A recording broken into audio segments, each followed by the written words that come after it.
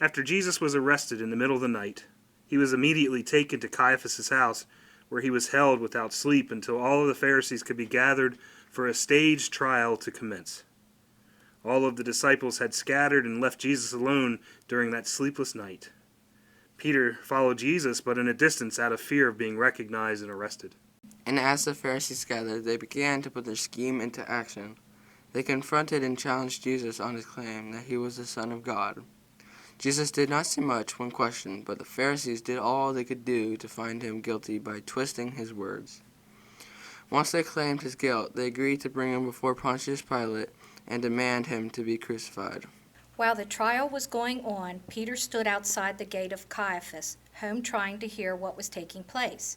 Near him, others were gathered around a warm fire, and someone asked if he was one of Jesus' followers.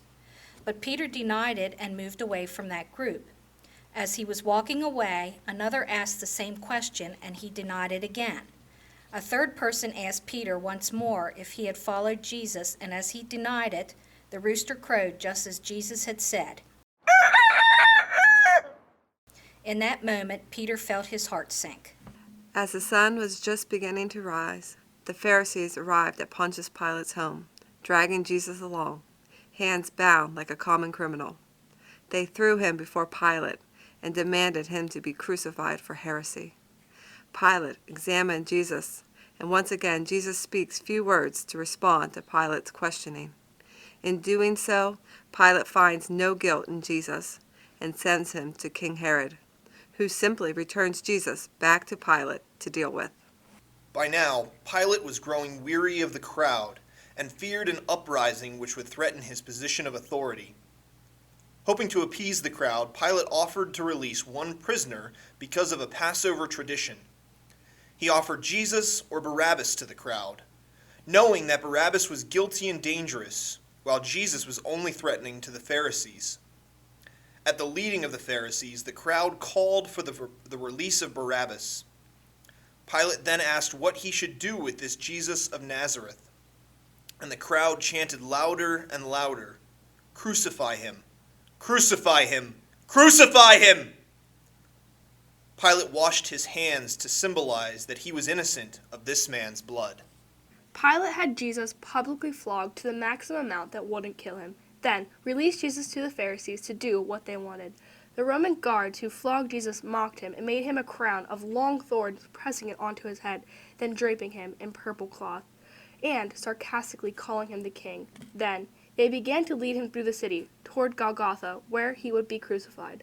Along the way, Jesus fell from exhaustion, and the Roman guards leading Jesus pulled a man out of the crowd named Simon to help Jesus carry his cross the rest of the way. When they arrived at the place where Jesus would be crucified, they stripped him and laid him on the beams of wood. They began to drive the nails into Jesus' hands and feet, and the pain was unbearable. As Jesus was lifted on his cross, he cried out to God, "Father, forgive them, for they do not know what they're doing." By then a crowd had formed. 2 other criminals were crucified with Jesus and were raised, one on each side of him. The criminal on his one side of Jesus mocked him, telling him to save all 3 of them if he really was the Son of God.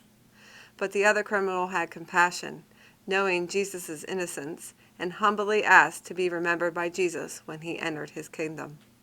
Jesus turned to that man and said, "Today you will be with me in paradise." Sometime later, Jesus was growing weaker from the crucifixion, and he shouted, my God, why have you forsaken me?" Jesus felt the weight of the world's sin on his shoulders as he hung there bloodied, bruised, and broken. Soon, Jesus knew he was dying, and with his last breath said, "It is finished." Right as Jesus died, the ground shook and the sky darkened, and the curtain in the temple tore in half.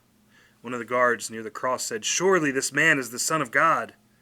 Another guard pierced Jesus' side with a spear to confirm his death before allowing Jesus' followers to take him for burial.